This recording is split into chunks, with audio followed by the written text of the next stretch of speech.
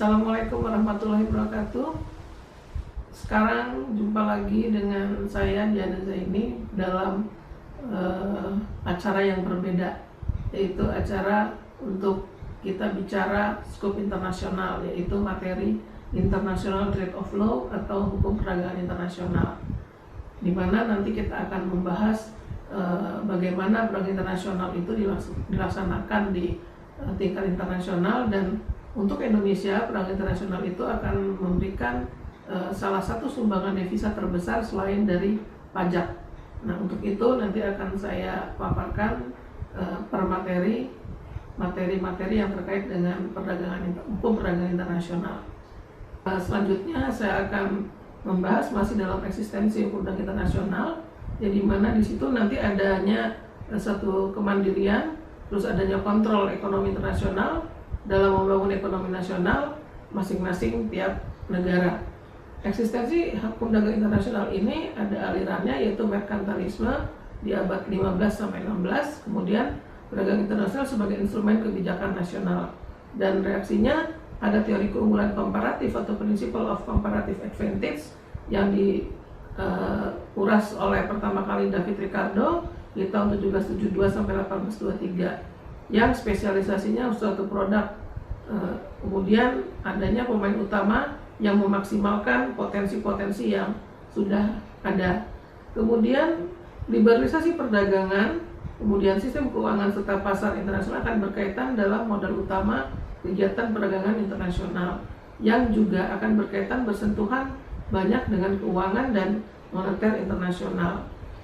Yang pertama, kita akan bicara konferensi Bretton Woods tahun 1944, di mana adanya World Bank atau Bank Dunia memberikan pinjaman jangka pendek, menanggulangi kesulitan neraca pembayaran karena defisit ekspor impor negara, di mana juga adanya IMF atau International Monetary Fund yang menjaga sistem moneter internasional agar tetap stabil.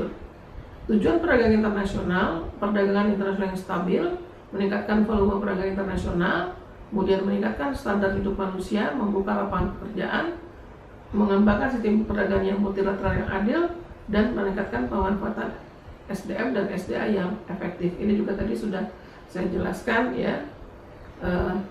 Pendapat dari Menlu Amerika Serikat atau Menteri Luar Negeri Amerika Serikat, yaitu Halls, ya, bahwa untuk mencapai dunia yang kondusif, adanya transaksi dagang antara dua negara atau lebih, di mana sama-sama memberikan profit atau keuntungan, ya. Sedangkan Immanuel Kant atau internal peace itu konsepnya the spirit of trade, untuk mencegah terjadinya war atau perpecahan atau yang kita sebut kadang-kadang peperangan, ya. Jadi adanya spirit of trade. Kemudian sudah saya kembangkan juga dalam materi pertama, yaitu pertama kali dikembangkan di Indonesia perdagangan internasional itu oleh Amanagapa suku Bugis dalam rangka untuk menciptakan unifikasi hukum dagang untuk mencegah persaingan antar suku, kemudian memajukan kerjasama antar suku dan mesejahterakan suku-suku bangsa pada saat abad 17. Perkembangan hukum dagang internasional mulai awal pertumbuhan, kemudian hukum dagang internasional dalam hukum nasional, yang kemudian timbul atau lahirnya hukum dagang internasional dan lembaga-lembaga internasional. Yang pertama, yaitu saya akan membahas mengenai awal pertumbuhannya, di mana hukum yang diciptakan oleh para pedagang atau kita sebut dengan Lex Mercatoria. Yang pertama, aturan dari kebiasaan dalam perdagangan atau the law of fairs. Kemudian yang kedua, kebiasaan dalam hukum laut. Yang ketiga, kebiasaan dalam dispute settlement atau penyelesaian sengketa dagang, ya. Kemudian yang keempat, peranan notaris dalam jasa yang terkait dengan hukum dagang. Nah, kemudian yang kedua, hukum dagang internasional dalam hukum nasional. Negara mulai sadar atau perlunya peraturan perdagangan internasional. Kemudian masuklah hukum dagang internasional dalam perundang-undangan di masing-masing negara, dan kebanyakan mengadopsi Lex Mercatoria. Yang ketiga, lahirnya hukum dagang internasional dan lembaga internasional atau internationalism. Yang pertama, dasarnya adalah aturan hukum dagang internasional sebagian besar karena adanya perjanjian internasional yang bersifat bilateral, regional maupun multilateral. Yang kedua, munculnya signifikan setelah Perang Dunia Kedua, yang kemudian disepakati untuk membuat General Agreement Tariff on Trade atau persetujuan umum mengenai tarif dan perdagangan di tahun 1947. Kemudian adanya the Charter of Economic Rights and Duties of the States. Ini yang tadi saya katakan bahwa kebebasan perdagangan itu adalah kebebasan yang paling fundamental ya, atau fundamental freedom. Kemudian berdirinya badan-badan ekonomi regional di European Single Market tahun 1992, the North American Free Trade Agreement tahun 1994, kemudian adanya ASEAN Free Trade Area Agreement di tahun 2003, yang sekarang sudah kita sudah memasuki AFTA ya, ASEAN Free Trade Agreement, dan saat ini kita juga sudah memasuki sebenarnya globalisasi dunia yang ditandai dengan timbulnya pandemi COVID-19, yaitu merupakan satu bentuk bahwa sekarang ini ditunjukkan oleh Yang Maha Kuasa bahwa memang tidak ada lagi batas antar negara. Karena apa? Dari penyakit saja sudah mendunia, apalagi kegiatan perdagangan internasional. Ini hanya joke sebenarnya, tetapi dapat dibuktikan dalam kenyataan bahwa memang penyakit atau pandemi COVID-19 ini tidak lagi membedakan suku, agama, negara, ras, sistem hukum, dan lain sebagainya. Semua bisa kena, siapa saja bisa kena. Karena itu salah satu tanda perdagangan internasional itu atau tanda dari borderless atau dunia tanpa batas sebenarnya dapat dilihat dari pandemi COVID-19 ini ya, yang saat ini sedang kita siaga satu semuanya ya. Kemudian adanya unifikasi hukum perdagangan internasional dan harmonisasi hukum perdagangan internasional.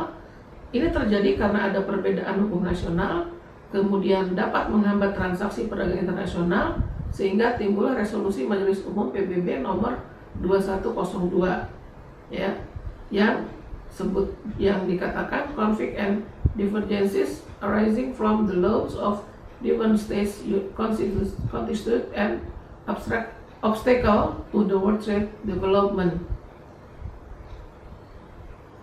Adapun teknik yang dapat dilakukan bahwa negara sepakat tidak menerapkan hukum nasionalnya dalam rangka mencapai unifikasi dan harmonisasi hukum.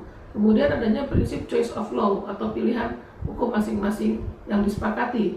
Kemudian adanya unifikasi dan harmonisasi hukum. Ya, unifikasi dan harmonisasi hukum atau yang kita sebut dari pendapat Smithoff itu disebutkan bahwa hukum memaksa dalam sistem hukum nasional. Ya, contohnya adanya TRIPS atau WTO. Ini diatur dalam perjanjian dan atau konvensi internasional ya. Kemudian memberi kebebasan tiap negara untuk menetapkan secara penuh atau tidak. Contoh dari model-model pelaksanaan hukum arbitrase, misalnya UNCITRAL dan lain sebagainya, atau ICC dan lain sebagainya. Ini hukum yang seragam atau yang sama. Kemudian membentuk aturan yang seragam, lebih rendah dari uniform laws, contohnya model kontrak standar baku dengan klausul tertentu, atau yang kita kenal mungkin salah satunya ICC, International Choice of Chambers ya, Commercial of Chambers. Nah, kemudian adanya GATT, General Agreement Tariff and Trade ya, menciptakan perdagangan non diskriminasi dan kebebasan tukar penukar dalam barang dan jasa. United States, Inggris, Kanada mengusulkan AITO pada saat itu di 1943 sampai 1944, dan dengan tujuan menciptakan liberalisasi perdagangan bertahap, memerangi monopoli, memperluas permintaan komoditi, adanya koordinasi kebijakan perdagangan negara ya. Kalau tadi kemudian adanya Atlantic Charter di tahun 1941 sampai 1941 ya. Nah, rancangan AITO kemudian disambut baik seperti Badan Khusus PBB, ECOSOC, Economic and Social ya, dan langsung dipersiapkan Komisi Persiapan Perdagangan. Akan tetapi ini semua gagal ya, AITO, dan tidak menghasilkan kesepakatan. Kemudian dibentuk lagi Konferensi Jenewa di bulan April sampai November tahun 47, lanjutan dari rancangan AITO. Kemudian adanya perundingan bilateral antar negara dengan komisi-komisi Brazil, Myanmar, Ceylon, Pakistan, Rhodesia Selatan di 30 Oktober tahun 47. Hasilnya tidak disepakati AITO, melainkan disepakatinya lah GATT atau General Agreement on Tariff and Trade sejak tanggal 1 Januari tahun 1948. yang kemudian di Havana di tahun 47 sampai Maret 1948 ada 66 negara membahas AITO juga, namun sampai 1950 peserta sulit untuk meratifikasi AITO karena Amerika Serikat tidak mau ratifikasi. Sejak saat itu akhirnya AITO dinyatakan tidak berfungsi, dan GATT tetap diusahakan melalui The Protocol of Professional APP yang memperlakukan GATT ya sementara, namun faktanya hingga saat ini tetap masih berlaku, yang saat ini berubah namanya menjadi WTO ya. Nah, putaran-putaran GATT ini itu dilakukan 2 tahun sekali ya, yang namanya putaran ya. Putaran ini adalah pertemuan-pertemuan dari ministerial decision ya, yang mengambil keputusan. Yang pertama adanya putaran Jenewa di tahun 47, putaran NIC 49, putaran Turquoise 1951, putaran Jenewa lagi tahun 56, putaran Dylan 1961, putaran Kennedy 1967, putaran Tokyo 1979, dan putaran Uruguay 1994. Nah, di putaran Uruguay inilah menghasilkan kesepakatan untuk merubah casing GATT menjadi WTO, dan selanjutnya terus melakukan putaran-putaran per 2 tahun sekali. Selanjutnya saya akan melanjutkan materi dari putaran di Uruguay ya di tahun 1994, yang sepakat mereka merubah menjadi WTO ya. Jadi dalam putaran itu dihasilkan putaran Uruguay di tahun 86 sampai 94 yang sudah sebelumnya disepakati dengan konferensi tingkat menteri, kemudian berdiri sendiri dan terlepas dari PBB tentunya. Dia merupakan lembaga tersendiri dan sekretariatnya ada di Jenewa, Swiss, yang dengan terdiri 450 staf, diketuai oleh Direktur Jenderal dan ada 4 orang pembantu Direktur Jenderal. Ministerial Conference itu pertemuan tingkat menteri dalam GATT itu dilaksanakan ya untuk 2 tahun sekali, dan adanya General Council atau Dewan Umum. Nah, kemudian yang ketiga, badan Ministerial Council bertugas dalam WTO itu the Committee on Trade and Development, bertanggung jawab untuk masalah di negara-negara berkembang.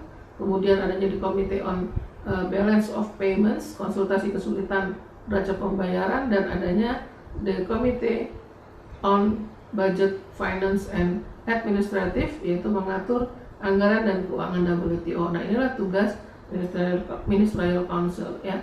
Nah, sebagai badan penyelesaian sengketa atau dispute settlement body, kemudian adanya peninjauan kebijakan perdagangan negara-negara anggota dengan konsep trade policy review body ini menghasilkan General Council ya, atau timbullah General Council, di mana yang ketiga badan subsidiar General Council pengamat masalah perdagangan di WTO ya, adanya the Council for Trade International Goods, kemudian the Council for Trade in Services, kemudian the Council for TRIPS. Badan khusus WTO melakukan pengawas perjanjian plurilateral, adanya Agreement on Trade of Civil Aircraft, kemudian Agreement on Government Procurement, kemudian International Dairy Agreement, dan International Woven Meat Agreement. Ini yang kemudian melaporkan ke General Council. WTO memutuskan dengan konsensus jika tidak tercapai maka voting menimbulkan 4 hal yang mengharuskan voting. Pertama, 1, apabila terjadi mayoritas 2/3 mengesahkan penafsiran dari perjanjian internasional. Yang kedua, mayoritas 2/3 diperlukan Ministerial Conference yang meninggalkan kewajiban pada suatu negara. Kemudian yang ketiga, mayoritas 2/3 mengubah ketentuan WTO dan hanya berlaku bagi negara-negara penerima. Yang keempat, mayoritas 2/3 menerima negara-negara anggota baru.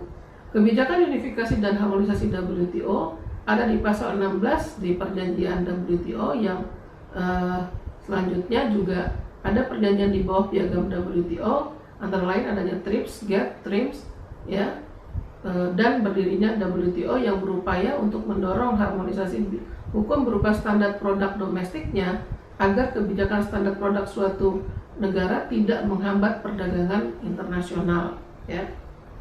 Dengan demikian dalam materi ini saya akhiri, untuk nanti kita lanjutkan dalam materi yang lain. Oleh karenanya saya berharap materi-materi yang ada dapat dipahami oleh mahasiswa untuk lebih paham bagaimana international trade of law itu dapat diberlakukan baik di Indonesia maupun di negara-negara di tingkat internasional. Saya akhiri. Wassalamualaikum warahmatullahi wabarakatuh.